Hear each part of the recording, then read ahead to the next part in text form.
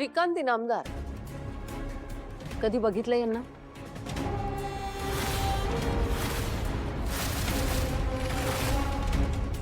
नाही जज साहेब, मी या माणसाला याआधी कधीही पाहिलेला नाही. आता हे जर तुम्हाला ओळखतच नाहीये तर ह्यांचा घातपात करण्यासाठी अपघात करण्याचं कारण काय तुम्हाला? कारण हा माणूस श्रीमंत आहे आणि सगळी श्रीमंत माणसं वाईट असतात. त्या दिवशी माझं डोकं फिरलं होतं. सगळी श्रीमंत माणसं माझ्या डोक्यात गेल्यामुळे माझी इच्छा झाली श्रीकांत इनामदारला उडवायची.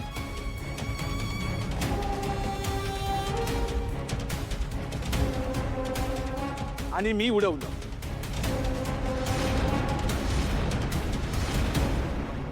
असे माथे फिरू कट कारस्थान केल्याप्रमाणे एखाद्या एरियामध्ये घुटमळत राहत नाही तो. ह्यांचं जर श्रीमंत माणसांचीच वैर होतं तर तिथे येणाऱ्या कुठल्याही श्रीमंत माणसांची यांनी गाडी उडवली असती ना.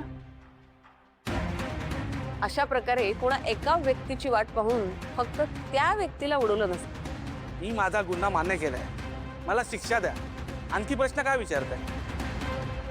हे म्हणतात त्याप्रमाणे की ट्रक ड्रायव्हरने अपघात केलाय असं शिक्कामोर्तब करूया. याचाच अर्थ श्रीकांत इनामदार सांगतात त्याप्रमाणे या माणसाचा व श्रीकांत इनामदार यांना कोंडून ठेवणाऱ्या माणसाचा काही संबंध नाही. ती व्यक्ती या अपघाताला जबाबदार आहे असं गृहीत धरू शकत नाही आपण. जज साहेब, मला खात्रीने माहिती आहे की माझ्या अपघाताच्या मागे फक्त आणि फक्त तीच व्यक्ती जबाबदार आहे. तुम्हाला जर इतकीच खात्री असेल तर त्या व्यक्तीचा उल्लेख नावानिशी करून त्याला समोर हजर करा. त्याची उलट तपासणी घेतली जाईल. युअर ऑनर, श्रीकांत इनामदार जरूर त्या व्यक्तीचा उल्लेख करते, पण त्यांना कोर्टात हजर करण्यासाठी त्या व्यक्तीचा तपास करावा लागेल. ऑब्जेक्शन माय लॉर्ड. पर मिस्टर श्रीकांत, तुम्ही जी गोष्ट म्हणताय ती खरी आहे की काल्पनिक? नाही म्हणजे कोर्टासमोर इतकं सगळं ऐकून सुद्धा तुम्ही त्या व्यक्तीचं नाव घेतलेलं नाहीये. म्हणजे ती व्यक्ती अस्तित्वात आहे की नाही? बोला मिस्टर श्रीकांत, आहे की नाही?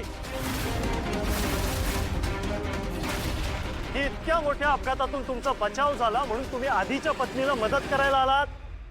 वकील साहेब, प्लीज जरा शब्द नीट वापरा. माझं भावना दळवीशी लग्न होणार होतं, झालं नव्हतं.